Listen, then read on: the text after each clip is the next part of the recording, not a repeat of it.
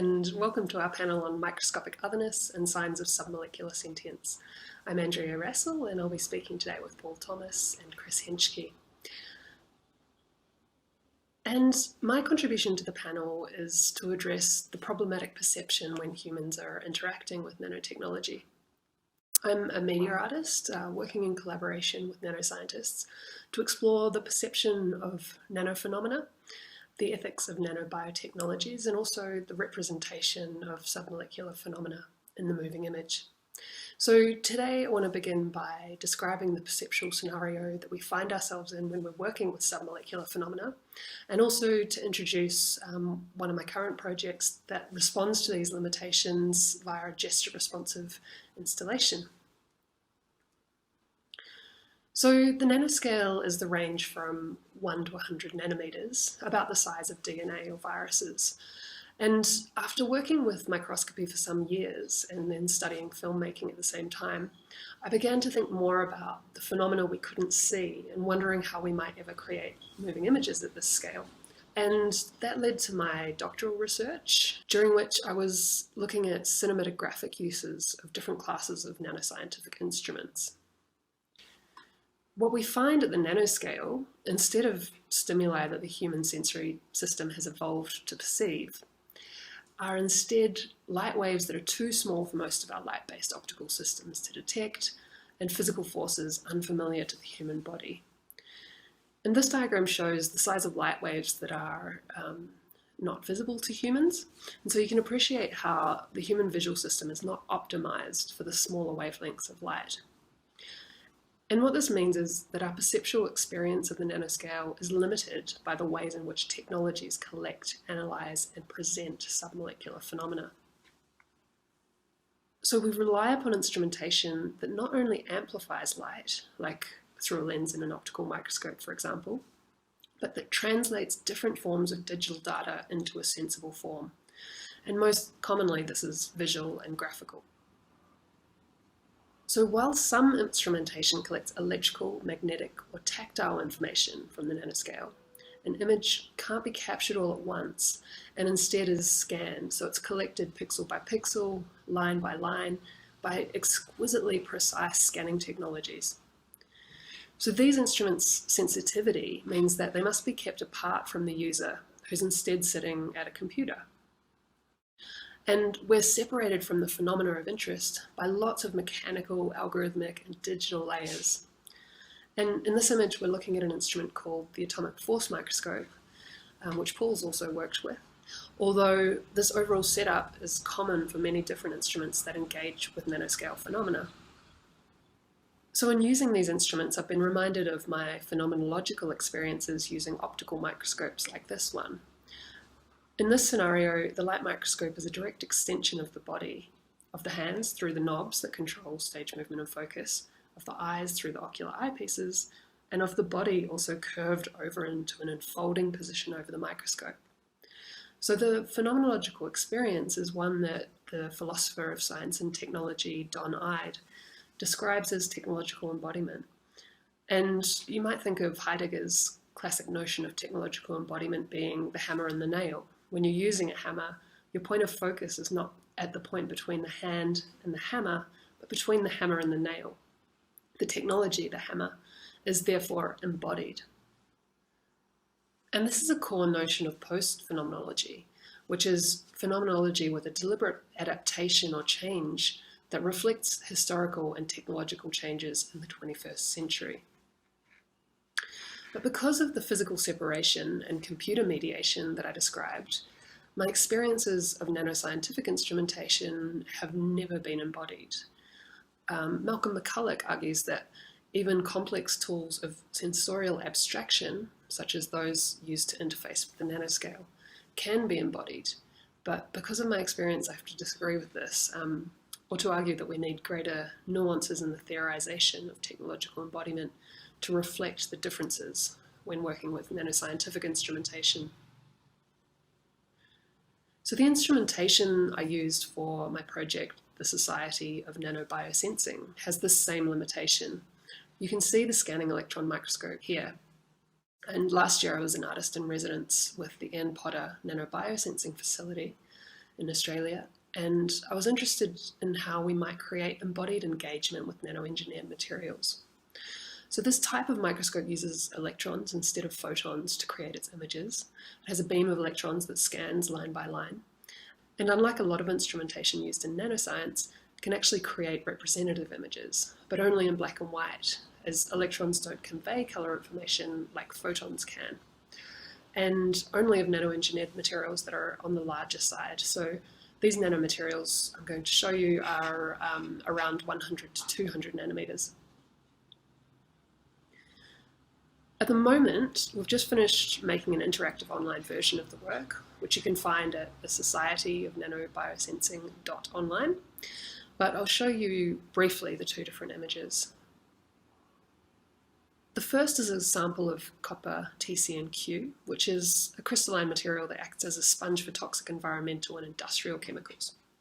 So the first technical challenge of this project was to create super resolution images. They ended up being 61,000 by 41,000 pixels to enable people to interact with them in post and to zoom in and out without having access to the microscope. So the other benefit is that this is a more accurate real-time representation that you don't get when you're using a scanning technology, because you have to wait a long time to get the image. And the microscopic system also isn't designed for interactive exploration of the images once they are scanned. So you can see in these images how you can get closer and closer while still maintaining that high resolution image. And this second sample is one I prepared from prostate tumour cells that have large nanocapsules on the surface. And this nanotechnology is called ZIF8, and it's largely used as a gene delivery system and a cancer therapy that can specifically target different cell types. So after many attempts and troubleshooting to collect these super resolution images, and they took about 8 to 15 hours each to collect, the next step was to experiment with building a gestural relationship with the images. First, I developed a hand-based gestural system, and this video is from a development demonstration in Melbourne at RMIT University, where people are using a winding motion to zoom in and out, and swiping to move left, right, up and down. But the major limitation of this system was that the viewer must be anchored in one spot above the leap motion sensor, which we mounted on a plinth. So at the moment, we're developing an interactive system with full body gestures, and we've just really started this week. And here we are in the workshop in Taller 30 in San Miguel de Allende in Mexico, where I'm working with my collaborator Diego Leda. And this is a full body approach, which is really to unencumber the body during interactions with these images and nanotechnologies. So using larger arm gestures and the movement of the body through space as well. And I've been thinking about how important the relationship between haptics, particularly tactile, and the perception of our limbs in space, how important they are in creating new knowledge of the submolecular environment. For example, what we see in neurological development, where there's a necessity for tactile stimuli, handling of objects, in order for babies to even begin to develop visual depth perception.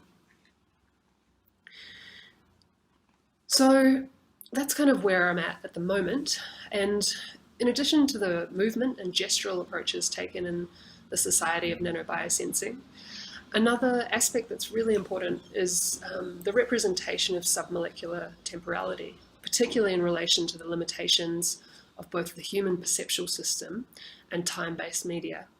And although all media inherently have temporal representation, I'm currently developing a project to explicitly explore this aspect of submolecular phenomena. In seeking embodied experiences of submolecular phenomena in my work, I sometimes think there's a similarity to the approach of experimental filmmaker Stan Brakhage with his attempts to represent the visual perception of newborn babies who aren't yet able to focus, the perception of which as adults we can never experience. But the same is true of our inability to perceptually experience submolecular phenomena firsthand. And in my work, aiming for embodied, moving and real-time experiences acts as a compass for exploring the perception of submolecular phenomena And I think there are numerous opportunities to explore from merging media and scientific technologies and workflows. And lastly, I just want to acknowledge all my wonderful collaborators, everyone at the NPODA nanobiosensing facility, but especially Sam Anderson, Ravi Shukla, Arpita Poda, and Zakia Hussain, and also Matthew Field at the RMIT Microscopy and Microanalysis facility, everyone at TR30, but especially Diego Oviedo. And the project was also funded by these groups at various points. And lastly, to everyone here, thank you so much for coming.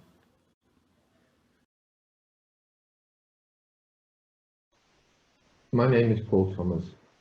I'm a professor of fine art at the University of New South Wales, Sydney. I acknowledge the Gadigal people of the Eora Nation, custodians of the land on which I stand. I pay my respects to the elders past and present. I intend to read a paper to try and save time. No matter how hard we strive to be certain, absolute certainty cannot be achieved. The paper focuses on chaos to identify, conceptualize and visualize a liminal space between the classical and quantum world, where everything is in some state of chaos. The paper asks questions of visualizing the invisible, indiscernible, and unfathomable quantum world of subatomic particles. The quantum artistic research examines the role of atomic and subatomic particles in the search for consciousness, materiality, ethical rights, and scientific certainty. The burden of molecular ethics and aesthetics of care are discussed to enable a critique of the information given to us by science. The atomistic classical world is in chaos as it vibrates, swirls in probability, smears and smudges of atomic energy. Molecular consciousness is part of this material world of oscillating forms, where atoms assemble into cells, then tissue to become organs. If we were to travel in a reverse direction towards a reduction in scale, as chaotic particles bifurcate, becoming smaller and smaller until the subatomic level, they collide with the uncertainty principle. Our classical chaos is not allowed to keep on reducing in the same way. As it hits a transitional threshold, a liminal space between chaos, can art reveal an aesthetic understanding of the quantum world that is independent of language, that builds on the role of the artist as an antenna of society? The paper questions the desire for scientific certainty, in contrast to the artist as observer attempting to capture the impossible, a sense of reality in the act of happening, which can never be found. The artist's ongoing, endless pursuit of the appearance of the ideal. This is where the real beauty of art lies, in the ongoing attempt to capture an ideal born out of chaos, along with quantum chaos latent at the core of matter. Art is a qualitative assessment of now, an ongoing pursuit of the ideal, a visual appearance, a vision of nowness that is intuitive but never quantified. In 1986, the physicist Fritz Haig identified a significant focus of research in the area of quantum mechanics to investigate a question of, quote, whether quantum chaos can be more than a mere transient mimicry of classical chaos. The concept persisted in trying to detect where there was some unique spatial experiment that could deal with this problem.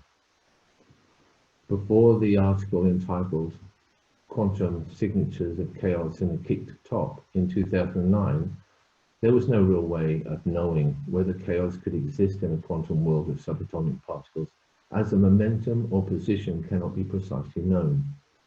Then the unique conditions of classical chaos would not be able to translate to the quantum world. For example, when drops of ink are added to water, The ink bifurcates, and the particles are characterized by complex periodic trajectories that diverge exponentially as a function of an initial separation. This description of states and time evolution is fundamentally incompatible with quantum mechanics, where conjugate observables such as position and momentum cannot take on well-defined values at the same time. This is a quote. Scientists have revisited the conundrum by asking the question not only whether quantum chaos could mimic chaos, but also whether chaos assists the quantum world. If you were to think of the spin of an electron as being analogous to the microscopic spinning tops that spin erratically as it loses momentum, it is these erratic areas that you find quantum chaos taking place.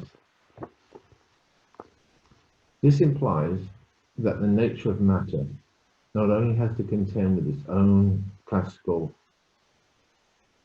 forms of chaos, but also at its core, it has unique form, quantum chaos, two chaoses existing simultaneously in the same space, a complex chaos of chaos, a chaos pregnant with chaos, with Heisenberg policing the space between, resembling Heimdall, who protected the fabled rainbow bridge between the human world and Asgard, prohibiting classical chaos from entering to contaminate the quantum world.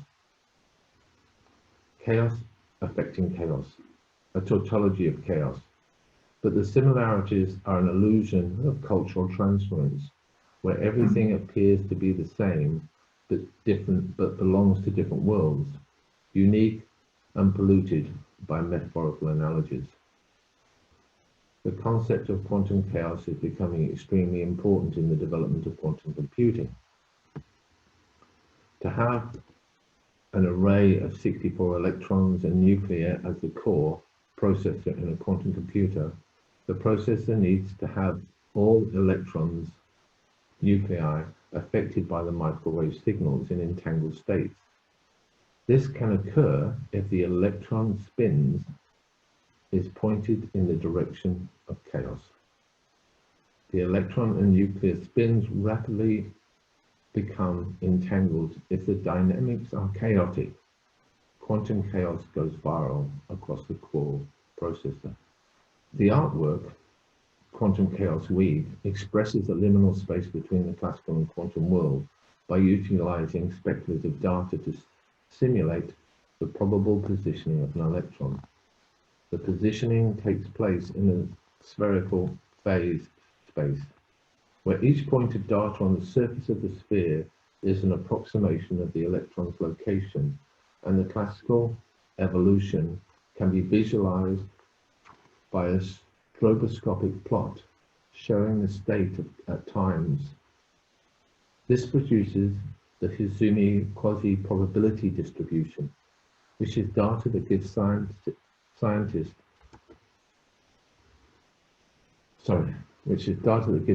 the possibility of a reenactment of potential positioning of the electron to explore the visual dynamics of quantum chaos.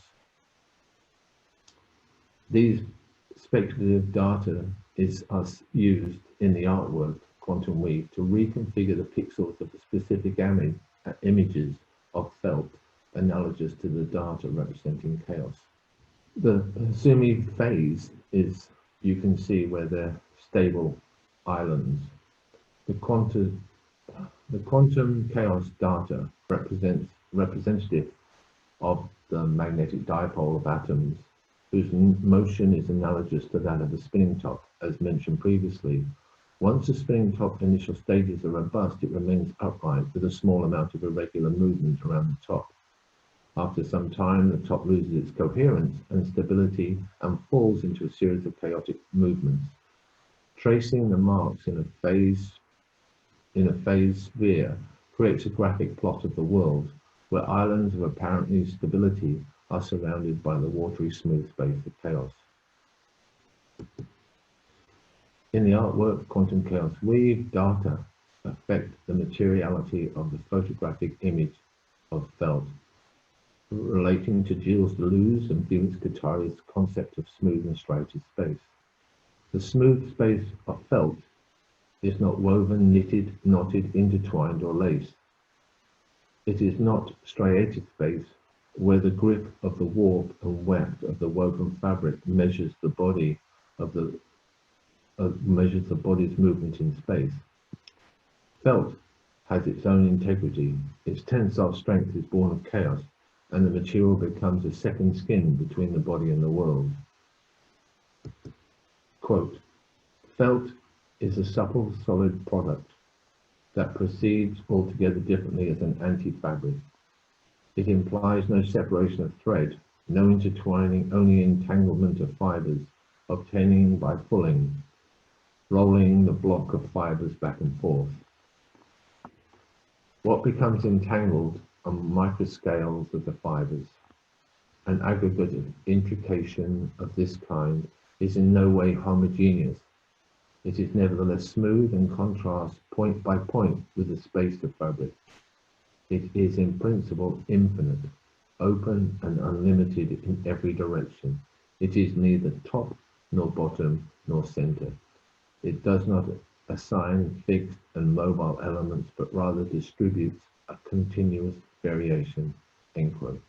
The fiber's quality becomes reconfigured by the speculative data, using a sorting algorithm to reposition every pixel in a photograph of felt. The program randomly selects over 220,000 data sets and then affects a single image. The animated motion creates a smear, smudge, and a blur of space that exists over time as the felt image is sorted from its classical state to a quantum one. Each sort weaves a series of linear transformations of felt to reveal new patterns that correspond to the probability of meaning. Chaos begetting chaos as an ongoing, entangled, real-time process visualizing the liminal space between worlds. I want to focus on the ethical conclusion to this. If we were to take the ballman scenario, and we would say, if the ballman had one hair on his head, would he still be bald? If he had two hairs, would he still be bald? So what is the condition by which we define the baldness? So the conditions by which atoms are controlled in the development of the quantum computer are achieved by placing them in sub-zero conditions in a strong magnetic force field. The electrons involuntarily adopt a north-south alignment before they are bombarded by microwave signals. This deterministic manipulation of electrons to the point towards a chaotic position where their dynamic signature of quantum chaos can be achieved elicits question of control. The control of matter at an atomistic level is important to debate in regards to where life might exist below a cellular level. At what scale does the materiality of the human body have ethical rights? If Sears is correct, and the atoms are not soul, the soul itself is atomic, then we do have the right to control the smallest of the small. Then do we have the right to control the smallest of the small? Therefore, Sears' thinking on quantum spin and the deviation of the human soul is analogous between the most basic procession of matter and the crux of the human condition.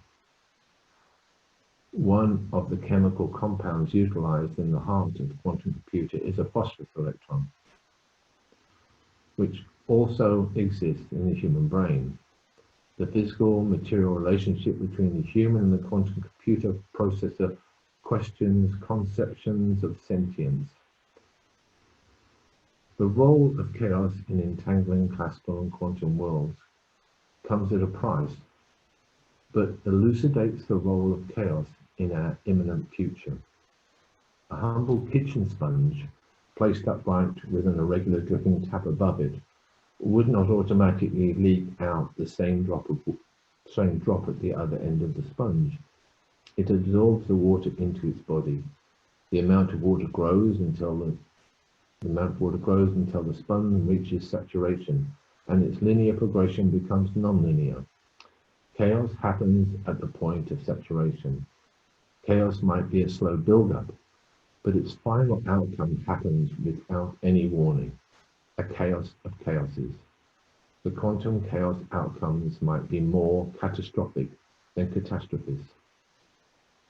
Chaos is an infinity of formless matters in the space that becomes finally arrested, constrained, and utilized by humankind's continually ordered Newtonian colonization of certainty. Thank you very much. Hello, I'm Chris Henschke, and I'm very happy to be part of this panel with Andrea Russell and Paul Thomas, talking about sort of explorations into the molecular and submolecular realms, and how we at least interpret and interact with these very interesting parts of material reality. So yes, I'm going to read some things to you now. Right. In this section, I will be drawing out some of the relationships between the human investigators of the imperceptible realms, as we've been discussing earlier, the mediating technologies, and the molecular and subatomic entities themselves. The complex and possibly even literally entangled relationships between the observer and observed raises issues regarding the agencies of observation and ultimately the epistemological and ontological reality or otherwise of these realms that we're sort of exploring ultimately. As Ian Hacking, the champion of experimentalism in science, says, to experiment is to create, produce, refine, and stabilize phenomena. And the further we go down the scale, the more the apparatuses sort of shape the phenomena we are investigating. And when we cross this mysterious threshold of the subatomic, the devices do literally create the phenomena they are probing. So what does this have to say about creation and experimentation and even objectivity? In the quantum realm, matter and meaning are formed together through physics experiments. So to understand both the material and conceptual aspects of observing subatomic nature, we must also investigate the conditions of experiments. More than just playing the role of passive data acquisition, the apparatuses, through their own point of view, they exist as intermediaries between the human and subatomic realms, and each apparatus can have its own idiosyncrasies. They are like characters. They have agency, and they also have unique, almost personalities. Such apparatuses become active collaborators, and their own nature must be taken into consideration when responding to and interpreting experiments, as is described below. And one little anecdote, when I went into the CMS detector at the Large Hadron Collider, the guy who opened the door, and he was only half kidding, he was like, "My precious." Okay. Furthermore, the data produced and extrapolations of meaning can be strange and counterintuitive, and without the context of the specific experimental setup, such data is really arbitrary. For example, if Paul Thomas were to speak to an electron, sort of whisper little quotes from Feynman to the electron, and modulate its, from what I understand, its kind of spin using a magnetic trap and Rabi resonance tricks, that will cause the particle to literally respond to Paul Thomas, but in a way that is perhaps only meaningful to Paul, or at least within the parameters and goals of such a unique experimental setup. But going back to the Large Hadron Collider in Switzerland, they really push the limits of subatomic agency, and of course they collide particles together and release trillions of electron volts of energy, and sort of due to the Einstein mass energy kind of equivalence thing, we've all heard of that song before, E equals mc squared. If you get enough energy, you can create novel particles like the Higgs boson. So they're literally created from these huge releases of energy, but they only exist for femtoseconds. They're fleeting forms known as signatures, and they are digitally reproduced from literally millions of channels of data, and these signatures are unique as they are both things and signs of such things, bringing together the physical forms and knowledge in a coalescence of the human and the material, as particle physics ethnographer Peter Roy states. Now, of course, there's arguments about how such phenomena can be interpreted, and this is where it gets kind of interesting. And this argument has been going on for a century. In the 1920s, Niels Bohr, the father of the atom, stated that we are constrained by our inability to construct experimental apparatus in anything other than classical or macroscopic forms. Thus, we are denied an insight into the true quantum world. What we get is the quantum world as reflected in the mirrors of our classical apparatus. Whatever the true nature of the particles, the behaviours it exhibits is conditioned by the kind of experiments we choose to perform upon it, regardless of whether it's a science or an art experiment or, something in between. And due to the nature of nature on this scale, the outcomes of such experiments can seem contradictory or inexplicable. How do we interpret phenomena such as a particle in a state of superposition where it can exist in more than one place or time simultaneously? Or, like, a really lovely thing is entangled particles, where two separated particles essentially behave as one, or perhaps they are one. And that's where things kind of open up, and there's a whole spectrum of possible responses to try to understand the reality behind this. So at the two extremes are those of the realist and the anti-realist.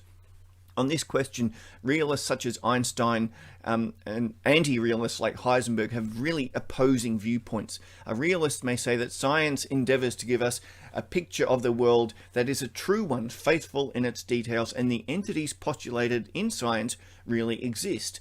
So from a realist framework, a particle is perhaps seemingly impossibly in two places at once. However, in contrast, anti-realism essentially consists of not believing that any reality can be ascribed beyond observation. Heisenberg worked on an abstract mathematical level, and it was on such an and he was such an extremist that he felt visual models were in fact disgusting, and he used lots of swear words. He really had big arguments with some of these other guys. Conversely, Einstein worked from visual models that then were subsequently formalized into mathematical formulas, and he also heard it. It was like music. Perhaps this is where artists are uniquely situated to occupying such zones of contention, whether it be, Gerhard Richter visually probing the threshold of abstraction, or a little thing that I've created in response to that, or there's my threshold of abstraction from CERN data. Artists are experts with exploring such limits. When we go deep into the quantum realm and dealing with, behaviors of individual particles and superpositions and entanglements, such phenomena and the data produced from it is very counterintuitive in regard to our direct experience understanding of macroscopic nature. Quantum states are arguably just representations of the knowledge we have of specific experimental setups. Sounds like Bohr, but this is according to contemporary entanglement expert and an exhibitor at the Documenta 13 Arts Festival back in the day, Anton Zeilinger. When it comes to the nature of such subatomic entities, it's not that knowledge of a quantum system doesn't exist before a measurement is made and the measurement produces that knowledge, but there is actually no material capacity for such knowledge to exist. Now, this seems like a radical epistemological stance, and it's kind of a radical ontological stance too, because the knowledge cannot exist. It's not that it doesn't, there's no capacity for it to exist. And this has been experimentally proven over and over and over. This is kind of where the extremes of realism and anti-realism really sort of, have an interesting dynamic. New materialist philosopher Karen Barad interprets in a certain way. She develops Bohr's concept of phenomena to interpret the relationships between data and meaning, and says that there is a quantum entanglement between the object and the agencies of observation. Yep, fair enough. But from this, she concludes that phenomena are the ontological entanglement of objects and observation. So she's looking at it from an ontological point of view, the actual being. And from this, she draws out an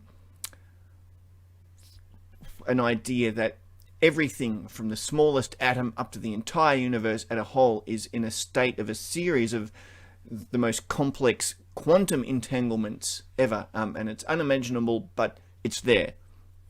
On the other side is Zeilinger, and his view of entanglement is explicitly epistemic. What is entangled is our knowledge of events. For Zeilinger, observed events are just events, and that's it. The data from these events is objectively random, existing as a form of primary reality. That's his quotation. And so this primary reality is more fundamental than the explanations we may later construct. So although such a definition is not unique to data from quantum experiments, what is unique to entanglement is that such data can be part of completely different future experimental arrangements. It's only if we wish to have an explanation we need to complete the experiment, which requires a decision that defines the meaning of the data already obtained. And that's talking about the quantum eraser experiments, where it seems like what we do in the future changes what's happened in the past. But it's actually not that. It's just changing our understanding or adding our understanding to it. So the way I see it, there's a primary reality, and then there is an ontological reality, and afterwards an epistemological kind of understanding of that can be extracted. So right now I'm going to break with some other conventions and sort of move this around and show you, look, here's my quantum entanglement suitcase experiment so far. It's not actually really working yet, just like the rest of the world.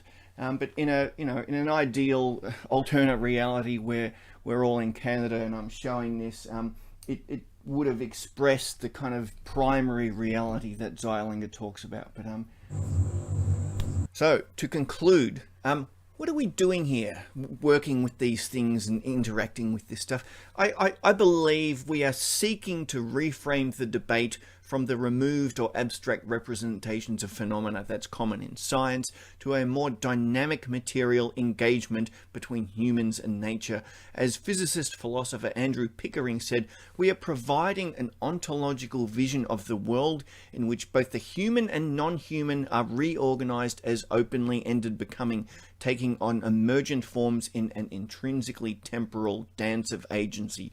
And this is an interesting sort of three-partner dance. There's us, there's the apparatuses, and then there's the phenomena. We're all collaborating if you look at it this way. This notion expresses the essence of the unique nature of technologically mediated perception of such realms of phenomena. It's about the interrelations between the scientist, the apparatus, and the phenomena. And such phenomena are instances of material agency. They are objects that do things in the world. As new materialist street philosopher Manuel Delanda said, even humble atoms can interact with light and energy in a way that expresses their identity. And I believe that's what we're working, artists working in this area, such as ourselves, we're seeking to challenge the reductive framework of science and engage with the mediating devices, and also bringing in the cultural, theoretical, and sort of reflecting on the practices of physics. As Ian Hacking states, realism and anti-realism scurry about trying to latch onto something in the nature of representation that will vanquish the other. That's why I turn from representing to intervening. Hacking's position within the epistemological debate regarding scientific realism is known as entity realism. Entity realism posits that if you can experimentally, materially intervene or interact with unobservable entities via scientific apparatuses, whether you're a scientist or not, then that makes them real. And that challenges both Heisenberg's intolerant anti-realism and Einstein's beautiful but perhaps naive realism. Entity realism enters the experimental fray. This recasts and intertwines the relationships between theory and experiment, macroscopic and subatomic materiality, and us and the universe. And I believe it's a way of working that equally applies to artists as well as scientists. And like the scientist who chooses their experiment in light of their own goals and dreams, artists can represent that which is unfathomable and or literally tap into the realm of the imperceptible via their machinic collaborators and literally interact with and literally create phenomena. In this sense, entity realism applies to art practice as much as quantum physics. The entities become real when the artist is using them. Both kinds of practitioners seek out and touch the unknown, and in doing so make it manifest, make it material, make it knowable. such engagements with these realms of the subvisible and the interactions with the agencies of the apparatus and molecular and subatomic entities, they open up new possibilities and forms of perception and knowledge and expression.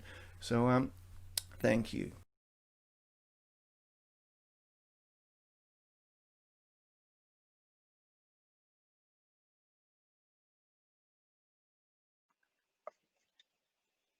I think I'm online. Yeah. Hi. Yep. Hi. Yeah. Hi, everyone. Hi. Hello, nice to see you. Okay. I'm Jose Carlos. I will be moderating the questions for this panel on behalf of ISEA 2020. I want to thank you all for being here, and in particular our speakers for giving such an interesting and provoking presentations into the exploration of the molecular and submolecular realms. And thanks, Andrea, Paul, Chris, for such contributions. I think it's never have been in possession with so much knowledge as we are today. And science today has reached unprecedented stages of advancement. Yet, as we advance on our understanding of our knowledge and the possibilities offered,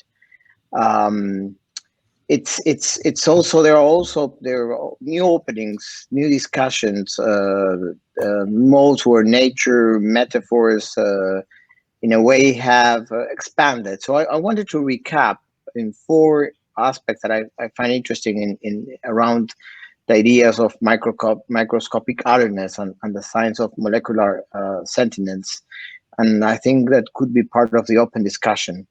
One has to do with our limited perception, our extremely elementary capacity to grasp reality. Not just is that our visual perception is rudimentary, but also we need lots of scientific instruments in order to understand the world. That's one topic that I think might be relevant within the discussion. The other one is, and I think this is fascinating, Chris was also spotting this briefly, how this is being captured. It was first mostly through optics, now it's through data, and how that data is captured, analyzed, and how, let's say, algorithms also play an important role here. The third discussion, it's around collaborations, the collaborations with scientists and other practitioners also, and of course, the collaborations between artists and researchers around the art and scientists. And the fourth, which I think it's gonna expand because it's deeply philosophical. It has to do with the ethics, with issues of ethics around these things. And I think those 4 topics might be relevant to start discussing, to start coming to a discussion. Perhaps if I mean a question for the 3 of you. Perhaps if we can talk, or you can tell us a little bit about how you've been working with other researchers, with scientists, let's say, how is that research, how that research unfolds in your work. Can you explain a little bit about that? There are also some questions around the same issue, how those collaboration processes start, or what do you expect from the work that you do with scientists? Who wants to go first? Go on, Chris. Okay. Thanks. And yeah, look, I'll just have another sip of coffee because it's morning. I'm trying to turn my brain on again. It'd just be much better to have just a pre-recorded version of me answering these questions. Yeah, look, in terms of collaboration, there's some really interesting variables there. The most important one is just the individual relationships you build up with the individuals you work with. I think in general, and I don't even know whether this is controversial or not. Art and science are worlds apart. They're bloody poles apart. And even just trying to find a bit where you can bridge the gap and at least have some sort of meaningful dialogue between the scientists, let alone, let's not even worry about the apparatuses or the technologies or, you know, the kind of whatever we're looking for. Even just talking to scientists can be like sort of reaching out from one world to another. And from my own personal experience, it does take years, and it's a slow, sometimes very painful process. A little quick anecdote: when I first went to the Australian synchrotron on my first residency, the director there and his mate were so kind of visually and artistically ignorant. They actually thought and there's this kind of infamous quote, the guy said, "Oh, you're the artist. Where's your paintbrush? Where's your easel?" And he thought that me being an artist, I was going to paint their portraits because they thought that's what artists did. And I'm like, no, I'm a contemporary artist. And I pointed at the synchrotron. I said, that's going to be my paintbrush, which eventually it was. It took years to let them trust me enough to actually touch or even go near the thing. But at the start, this guy said, he got so angry and he stood up and he said, if you go near that thing, I'll come after you with a hammer. So he literally, you know, threatened extreme physical violence against me, which in part shows how much they love their precious machines, but also how hostile people can be to these, you know, real outsiders coming into their little worlds. And, you know, sort of after that, 10 years later, I was, you know, playing around with the Large Hadron Collider and stuff at CERN. There's some interesting research that sort of, and funnily enough, as we were talking before in the back room, in the green room, so to speak, about the Arts at CERN kind of program and various other residency and collaboration programs.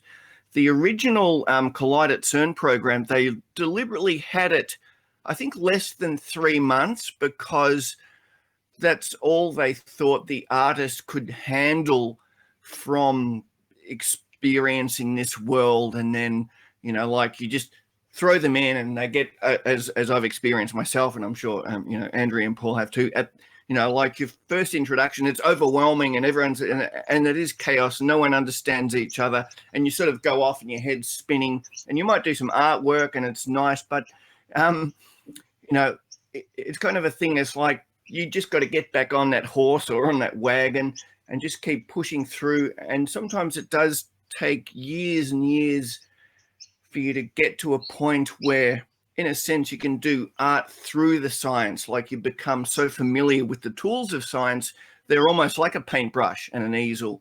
And then, not saying that, you know, like a short little sort of stint in a scientific facility doesn't produce great art, but when you deeply immerse yourself really deeply and sort of know your subject matter inside and out and kind of work with them and collaborate with them and sort of develop your own kind of two-way understandings, that's when things start getting a lot more interesting. And ultimately, you're still kind of, you know, you're still an outsider, you're still almost a parasite. That's the way I see it. But sometimes it does become symbiotic and you do start feeding off each other, and then you can end up doing really, you know, kind of beautiful things. Does that answer the question?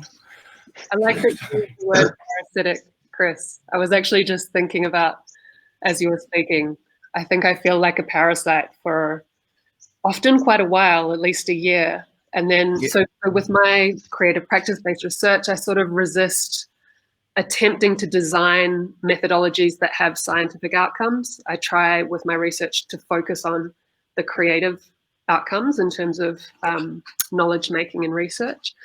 But what I often find is there's an obliquitous effect where, you know, maybe the scientists, I think, oh man, they're thinking, what am I doing? What have I done? Giving all these resources to this artist. And then everything comes together quite quickly. And perhaps over a period of 3 months or so, they start to engage more with the creative work and see its benefits. So often there have been accidental scientific outcomes from my projects rather than ones that were explicitly being headed towards at the outset of the research. But yeah, I've had similar experiences to Chris also with, you know, one very high profile scientist who I was working with, and he, on our first meeting, he admitted he didn't know the difference between art and design. And so often, and I'm not sure if this is something that happens with sort of the harder sciences, that often there's very low sort of artistic literacy. And so the expectation that you are going to come in and illustrate or help communicate, perform, you know, science outreach or public outreach, rather than engage in what most people here would consider as true artistic research. That's a really common attitude to encounter still. Yes, yes, indeed. Look, you know, sometimes I've felt almost like I'm selling out. I've done so many bloody annual report covers for scientific organizations and stuff. And in a sense, you know, like that's one way in, and it sort of, you know, it appeases them. And, you know, it's kind of that old sort of truism, like, you know, like if you, you know, like if you're sleeping with the devil, at least you get to play around in his bloody lair or whatever. And so we do have to sometimes make these compromises, because otherwise if you go in, you know, like guns blazing, like, yeah, you know, I'm an artist, you kind of won't get anywhere. But again, as we were saying before, it's this two-way thing, and it's sort of, you know, it's an emergent thing. It takes patience and trust on both sides, as I'm sure you found too. I think I've just been speaking. The reason I sort of just popped into the chat, I did watch your talks earlier, so I am prepared. But I was talking with a group of students at Tecnológico de Monterrey. We're running an art science. It's technically a residency, but a series of workshops working with the students to create artworks. And this was sort of one of the things that they were interested in, like, how do you shift your perspective as a scientist on your own material? And so we were talking about the idea of, you know, dialogic thinking and being vulnerable and putting half-baked ideas out there, even what you might consider bad ideas, into this dialogic space between disciplines in order for your collaborator to pick up on it. And I think this is also something that we have to perhaps teach scientists, because, you know, the very nature of the discipline, the way that papers are expressed within the scientific disciplines, they look perfect. They look like everything's perfectly planned and perfectly formed, and it's all objective. And yeah, whereas we're a lot more free in the arts. And I think that's another barrier that I've often had to sort of break through.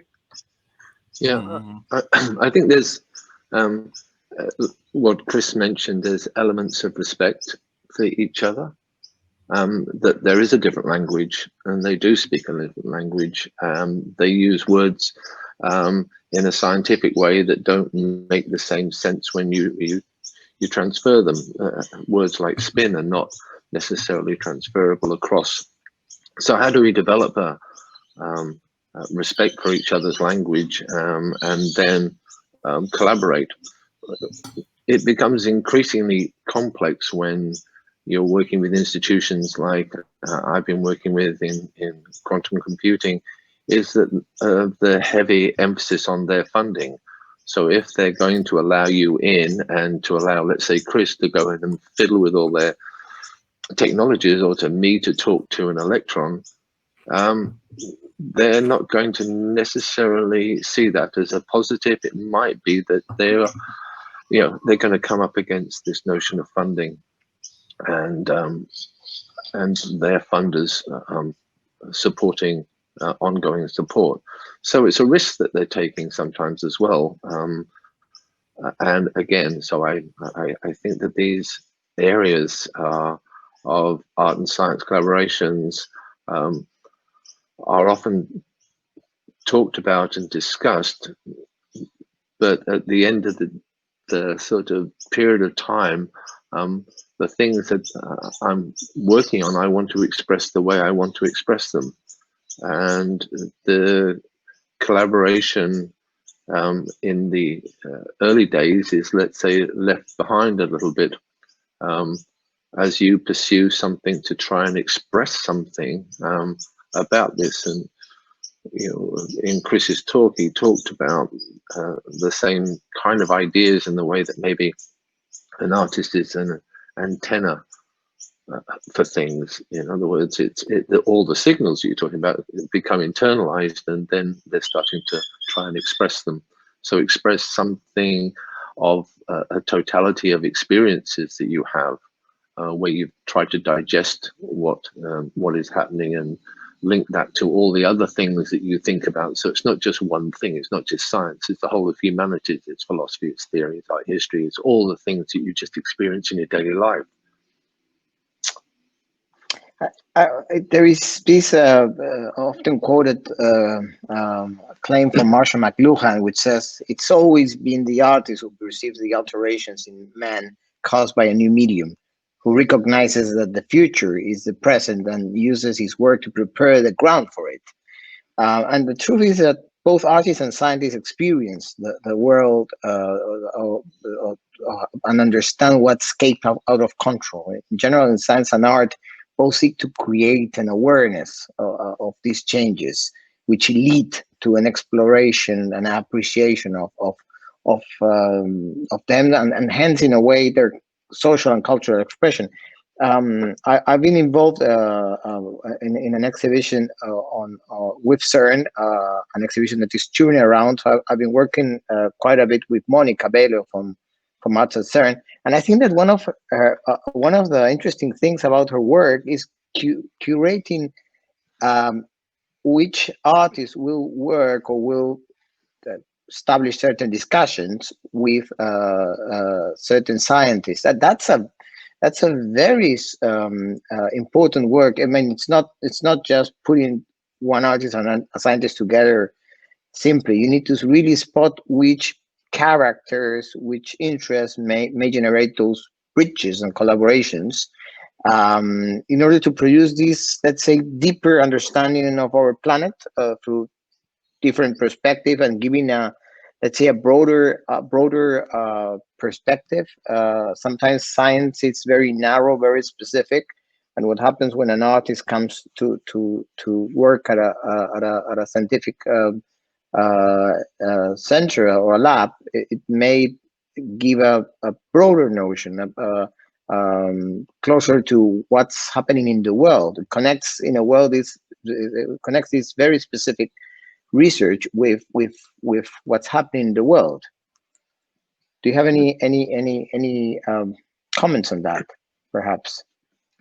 Can I just say, when what Chris was saying is about having the work with the red suitcases behind him, that he's going to put those into a gallery, which is going to put them into a humanities discourse. And it's this discourse that it shifts the perspective away from science into a more of a totality. Thank you, Chris. Yeah, so I think that they're there. So you are live. So I think that all those things are a part of the role that the artist plays in drawing this out and trying to express something. And you can see it in the early days of media art, how media art was trying to comprehend how we evolved ourselves with this technology that we're now immersed in, like we are here. And they were sort of desperately trying to find, that the understanding of how humans are going to be affected by technology and how they're going to affect technology. And so this hasn't really shifted, these collaborations, whether they're with computer technologists or scientists and so on. There has always been this shift of between knowledges, and it's how we maintain the integrity of what you're trying to say, but not deny the input or respect the input of other areas. There is a question for Andrea. It's about the possibility to extend the accessibility of your piece, which seems very exciting. And it talks about when the whole body can be accessed rather than one specific method of interaction. And if this is something that you have been thinking about, along with any ideas of embodied practices. Yes, I definitely have thought about that, and due to having to prepare the video for this talk, I've sort of developed the work a bit more, not as much as I would have liked to because of COVID and not being able to invite people into the space to tell me how this sort of gestural interactivity feels.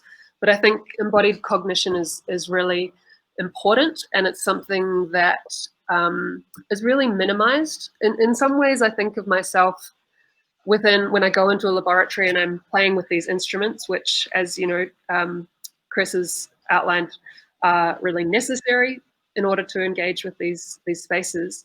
I think of myself a little bit as a perceptual ethnographer in a way, and what I find with all of these instruments is, without exception, I'm sitting at a desk and clicking a mouse. And light microscopes and ones that deal with the sort of molecular scale, so a little bit higher than what we're talking about here, at least you're bending over, you're looking through an eyepiece, you're moving the stage with your hands, you're a little bit more embodied. And that is reflected in the phenomenological experience of those microscopes. So often when I was doing optical microscopy, and I would feel like my vision would actually be down the opticals, through the lens system, and on the sample. I never feel like that with nanoscopic instrumentation. I'm always just sitting at a computer, clicking a mouse. And so that was what kind of led me into thinking, how can media technologies help to reinvigorate the body and that physical engagement with these phenomena? Because I think that, the more that our media technologies evolve, the better our interpretations of the submolecular phenomena are going to become. And one thing that really excites me is inviting scientists, my collaborating scientists, into the space to play with that. So I developed this work at the Ian Potter Nanobiosensing Facility at RMIT in Melbourne, in Australia, and I had, I think, about 15 of the group that I've been working with come in and play with the first iteration of the gesture responsiveness, and they were loving it. They were thinking about, a couple of them were taking notes, and they said to me later it had actually shifted their ideas about the technology, in particular the metal organic frameworks, the ZIF-8 frameworks that they were using as gene delivery systems. So, and that was not the reason for doing the research, but I think in general, if we think about a kind of submolecular literacy, in the same way that we developed media literacy in response to cinematic editing and cinematography, we as artists have an ability to contribute to this idea of a submolecular literacy. Yeah, you mentioned a lot that relation between the submolecular vision with film. Can you expand a bit more about those relationships, specifically with certain authors? I think you mentioned Stan Brakhage. Yeah. Yeah. So I was thinking about him because of that one project, and I think, when I'm creating installations, I'm trying to get rid of the instrumentation. Like, I'm trying to get rid of that mediation and reinvigorate the body in terms of its sensory ability, because I think what we desire, and perhaps this never will be possible, but what we desire is, like, we want to understand these submolecular phenomena with our bodies, with our primary senses. And so for me, at the moment, it's like, how do we create something where someone isn't feeling encumbered by a technology, particularly computing and algorithmic technology? Mm. Even though the algorithm's kind of hidden in the background, so it's, yeah. Paul, I was wondering, how does the quantum chaos weave reenacts the materiality? You mentioned this type of second skin between the body and the world. Can you explain a bit more about that? What is for you? What is this type of skin? How the textile can be reconfigured using this quantum chaos data. I was taking a look at your previous work, residual body, I think. Yeah. And it does not only have to do with the nature of the material, but also on it has to do with the reconfiguration of a space, in which to mention that there are unconscious spaces found between the garment and the skin. I found that fascinating. It would be great if you can expand on that a little bit. Okay. In part, that's what led me towards the nano work that I did, and then led me on to the quantum. It was this constant exploration of the spatiality. And once you then start to become submolecular, the whole notion of our awareness of space and how we project things onto space shifts our understanding. And when you get down to that kind of level, it's almost incomprehensible. So therefore, you tend to have to use intuition. And this is what Heisenberg said, and a number of people have said that you can't understand it. So you have to intuit this. But in doing that, they're also manipulating the submolecular world.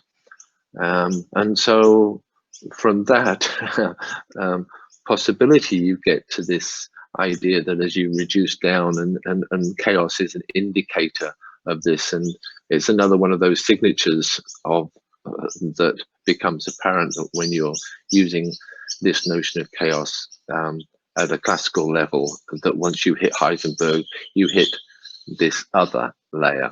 And so it's like this space between, that you almost feel that there's a sort of relationship, a spatial relationship between the two, that inside chaos is quantum chaos going on.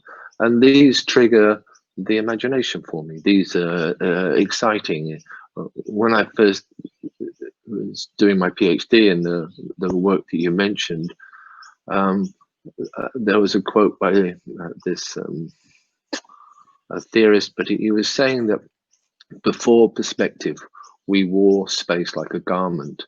And it seemed to me such a beautiful way of thinking about the spatiality in our object world, that the objects around us, the things around us, are part of our space, as opposed to just being objectified by our gaze. And so that sort of led me to this this understanding, or this attempting to see things, of this questioning of how we explore our relationship to the world. And now that we're all atomized and atomic, then it's about how much of us become part of the world when we touch it, how much of us are that. I mean, it would be even interesting if we could touch, across this thing. It's strange, but all these things are happening now, and as we're living and breathing, we draw it all in and we exhale it. It's a funny thing. It's a strange way of trying to comprehend this world, but it's something that I think that we now have to deal with.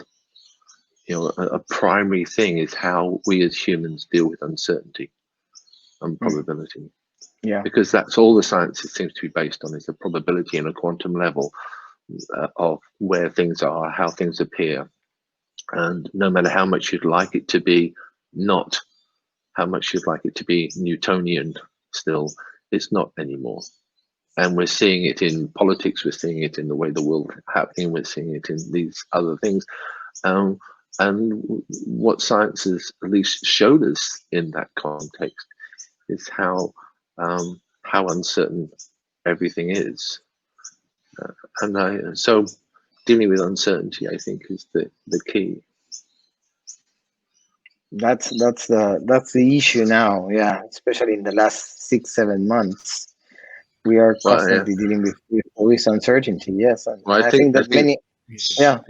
Since 1927, let's say, and the uncertainty that it's been on the table. You know, the slides I showed of Roberta Matter, I thought they were, again, beautiful examples of somebody questioning this how to sort of express this this world. So the complexity and the bravery that you need to do that as an artist, the courage you need to try and express something that can't be expressed. Yeah. There's a question for you, Chris, about Karen Barat, and where does Barat fit in with their extension of Bohr in the form of agential realism? If you perhaps can expand on that. I think that the whole issue about practices of knowing and the specific interaction of an object, the discussions that Barat has been working for many years now, are interesting to discuss, and to perhaps, if you can expand a little bit on that, it would be great. Okay, I'll try. Friday morning, Barad. Look, I did deeply engage with her and her work, and I even met her, and we ended up having an argument, as usual. But that's another story. But it's kind of funny, because when I was reading her book, which is probably on the desk over there, Meeting the Universe Halfway, kind of halfway through the book, I got really excited, because I was sort of preempting perhaps what she was going to say about the relationship between matter and meaning, and how that, you know, like, and this is the magic and beauty of her work, and this kind of sort of quantum philosophy in general. As she herself says, you know, echoing Bohr and even Heisenberg, it's you know, like it's kind of experimental philosophy. It's actually based on, you know, sort of hard or soft material reality, and sort of going deep into her research, I was kind of thinking that she would come up with a certain answer, and it was kind of weird. It's like when you're watching a movie and you're like, oh, it's going to be this, it's going to be this, and then it goes like that. And I was quite sort of shocked ultimately, and basically I flew to Vienna and asked Anton Zeilinger this key question about how she understood entanglement as being an ontological inseparability, and these sort of ontological chains of entanglement that go, that sort of all the way, you know, like even just within the confines of one experiment, you've got this sort of subatomic entity and the apparatus, and then us looking at it, and the way, at least I see she frames it, we are sort of framed within this series of entanglements between us and that. But then when I spoke to Zeilinger, he sort of, strangely enough, came at it from a different way. And he was saying, as I might have mentioned in my talk when I was just talking a few moments ago, or was that weeks ago? I don't know. Zeilinger said, what's, you know, like it's an epistemic thing as opposed to an ontological thing. And so even now it's kind of like this sort of reframing of these sort of, you know, debates that go back to Einstein versus Heisenberg. Again, it's kind of realism versus anti-realism, and both. And that is, sorry, it's Friday morning. It's kind of tricky to explain, at least in the current headspace. But both Zeilinger and Barad, they are both sort of talking about ontological realities. But Zeilinger says what he calls primary reality, or just, you know, kind of objectively random quantum stuff, sits at the so-called quantum floor, and it's only after that that meaning kind of manifests from that. But I think Barad says meaning goes all the way to the bottom, and it's the connections between these sort of entities, whether they're particles or particles in us, that that produces meaning all the way down. but personally, I'm not really sure. And that's why I was trying to set up this experiment to sort of test it myself. I remember Barrett was saying that research in phenomena is a methodological practice of continuously questioning the effects of what of the way we research on the knowledges we produce. No? That's there is this unfolding of this kind of ethical, onto-epistemological study of knowing in being. You know? Yes, and that's what's great about Barrett, because she sort of kind of imbues it with a ethical kind of framework all the way down to the quantum. You know, she's in a sense talking about quantum ethics, which is a beautiful thing, and sort of uses experiments to kind of maybe prove it, or at least sort of argue her point. But again, when I was talking to other people and looking at other ways of understanding this, it's like, for me, the jury was still out. And maybe it always will be. And maybe we don't have to decide. We can just, you know, build these experiments, and still, like, you know, Einstein and Heisenberg and Bohr did 100 years ago, and Schrodinger, we're still arguing over the interpretations. And I think that's great. As Ian Hacking said, you know, he doesn't want one grand unified theory or one answer. He wants a, you know, like a whole swarm, a plethora of theories, you know, because if it was all worked out and cut and dried, then there'd be no fun in that. Yeah. The diversity and different narratives. Yes, absolutely. But we've had this right from the beginning with the Epicurus, and you know, we've had this idea of the swerve of Lucretius, where the thinking has been unsubstantiated by experiments that are designed to substantiate those theories, but they've been in a discussion for a long time. You know, the unpredictable swerve of the atom brings nature into existence. So the unpredictability, and that has been there. It's just that as it seems to become more exposed through scientific research, it seems to be. Oops, sorry about that. This brings us also a little bit into one of the fascinating topics that was around your talk of the three of you, but which has to do with the ethical considerations. I mean, the conditions by which atoms are controlled, placed in sub-zero conditions, this kind of deterministic condition is a way of controlling matter to an atomic level. Okay, so this is a very interesting debate. At what scale does materiality of the human body has a right, or what scale does materiality in general has a right? Do we have a right? Are there more? Is there more research on this? Because I think this is a fascinating ethical discussion.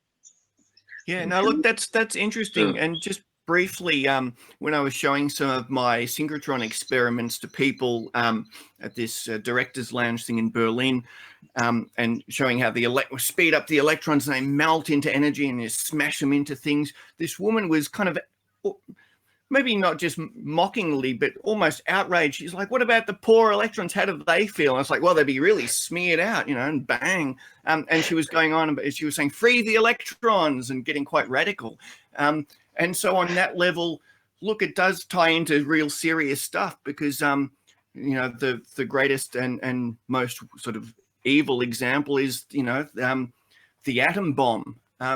You know, and these guys, again, there's this great thing that Barrett talks about with sort of Heisenberg and Bohr in Copenhagen in 1941, and there was a play made about it, and this sort of ethical dilemma that they had, and it's kind of, you know, like an irony that perhaps Heisenberg unconsciously or otherwise stuffed up and didn't realize some critical things, and therefore the Nazis never got the bloody bomb technology, but Niels Bohr, doing it in the name of peace, ended up, having bombs dropped on people and killing thousands, millions, and changing the world forever. And it's this sort of forbidden knowledge, this Dark Eden, sorry to jump into the future, Dark Eden kind of knowledge that has put us into this sort of terrible kind of contemporary reality where this nuclear sort of spectre is haunting us. And it's, as Oppenheimer said, physicists have known sin, and it's a sin we can never unknow. Like, now that knowledge is out there, it's, it would have been really tough for those guys, and it's sort of tough for all of us living in the world that they've sort of brought forth from that sort of forbidden knowledge and pushing atoms past their arguably natural limit and like doing, terrible things with them, and putting us into the nuclear age. Andrea, there is another question for you. How intelligible do the images have to be for your installations? And my microscopic images are so different from our typical visual experiences. So how much do the participants need to know about what they are seeing? That's a very interesting epistemological question. How much knowledge you need to have in order to understand something? That's a very good question, and it's something that I'm still playing with. And I think it's interesting. I've had different people give different responses about how much kind of intellectual context they need in order to appreciate the work. I think definitely more than a lot of art pieces. I think that, it's really, really something that I'm still playing with and coming to terms with, because this year has been an exhibition nightmare, and I haven't had the opportunity to try out the different sort of, didactic approaches for the scientific content. But what I would like to think is that people can appreciate it on some level without having an understanding of what they're looking at, but then that context would improve their sort of experience. I don't know. I don't feel I've done enough work in that exhibition space yet to know, but it's definitely something I'm aware of. I'm definitely taking note of what people tell me about the works and listening to their opinions on how and what other context they feel they need. But work in progress. You go that, perhaps a question for the three of you. You go often to the exhibitions where you have your installations. You ask, I don't know, the mediators how people are perceiving the work, or how does that work? Because that's a very interesting thing. Once more, there are some works that are very easy to understand immediately. There are other ones that they're not that easy, but also that mediators can do some work, but they cannot explain the work. It's not just because they could, but it's not good to explain it. People have to perceive the work. They can give an introduction, for example, of a piece, but the actual perception of the work is interesting, and the beautiful thing about the work. So, do you have any experiences on that? Can I just say that I think Chris is a very good mediator of his own work. Was this your last solo show, the one in Melbourne that I came to, Chris, where you had in the old warehouse all of these very industrial? Yes. Yeah. I thought you did a very good job. I'm completely. It's it's funny because ultimately I'm really against things like what they sometimes do, and I've talked to Ryan from the Science Gallery about this. Art that needs a big scientific sort of explainer in this sort of art science domain, I think it's a crutch. And if you take away the crutch and the art falls over, then I don't think that's a good thing. And I really like sort of, whether it was my CSIRO thing or my Demon Core installation at Dark Mofo last year, which was run off uranium ore and stuff, and all about the Manhattan Project and, sort of the sins of physics. I was completely happy for the audience to not have a clue and just get, like like when you see an artwork for the first time, and to maybe paraphrase Susan Sontag or someone like that, you know, like you just get absorbed by the beautiful surface. And then if you want to know more, it's there for you. In a sense, it's like a collaboration between artists and scientists. The same thing happens between the audience and the artwork. Like if you just go in and just have a superficial 5-minute look and just get something, you know, tactile, sensual out of it, that's great. But then if you want to go deeper, the deeper you go, the more it unfolds and becomes more complex, and then you get deeper levels of understanding. But I don't think that's a prerequisite. And I think good art should be able to stand on its own feet on all levels. Yeah, I think so too. I think for me, I've always been interested in trying to develop something that I find aesthetically pleasing, and that what I would like is the sensation of the experience of seeing it to come first before language. You know, before you transfer that into a kind of justification or whatever you want for the work, that there's a kind of sensation that that takes place when you are exposed to it. And as then Chris and Andrea said, that the information is there. I put the information online, but I don't need it to be there for myself. I don't think the history of art would have been helped if, you know, all the artists at the same time as, you know, Einstein, Picasso was asking people whether they thought his work communicated or not. It wouldn't have helped the progress of art if we relied. I don't think Roberto Matta would have necessarily, if he'd asked opinion about whether he was really expressing something that was a phenomena. So while I think it's popular nowadays for everybody to want everything to be understood, I don't think it helps art. You know, and it's funny because it's sort of, sorry to jump in, but it kind of exists in parallel to what we're exploring, because, you know, like we don't really know what's down there, you know, and it's that primary reality which we get first, and then, you know, afterwards. Well, we do know maybe it's not a graphic design ball. Yeah. You know, we do know that it's something completely other than that. And the more that we have sort of graphic logos of like NASA with the atom, or comes from Bohr's, you know, as a visual description of the atomic world, you know, things flying around, then it becomes safe and acceptable, and, you know, washing powders can atomically clean your clothes, and the atoms can fly around pulling dirt away, and everybody's happy because they know they can control it. But it just seems that we're in a difficult situation where we need to start to experience things that are not already within our, let's say, mental canvas of the world. Yeah. You know, embrace where we the uncertainty. Absolutely Experiencing the unknown, yes, which is, yes, something that defies common sense. Well, Unfortunately, it's also allowing your intuition. Maybe. Yeah, of course. You know, like, because in the thing I was saying that scientists are doing that, but then when I look at it, I think that maybe intuition is maybe quantum tunneling.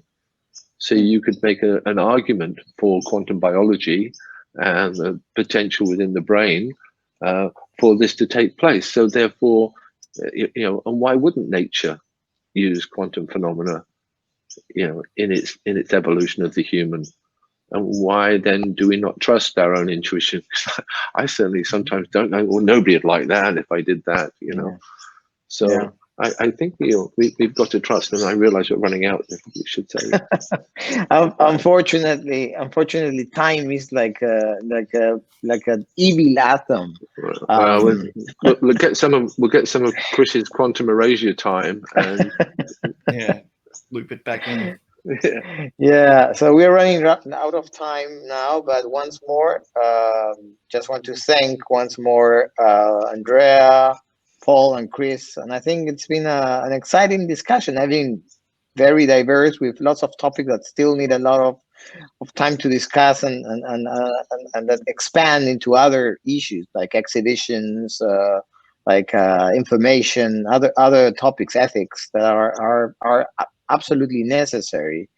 to discuss. So thanks once more for such an exciting discussion. And Yes, thanks, guys. Great to see you all. Pleasure. Thanks, everyone. Yeah, good to see you. Thanks.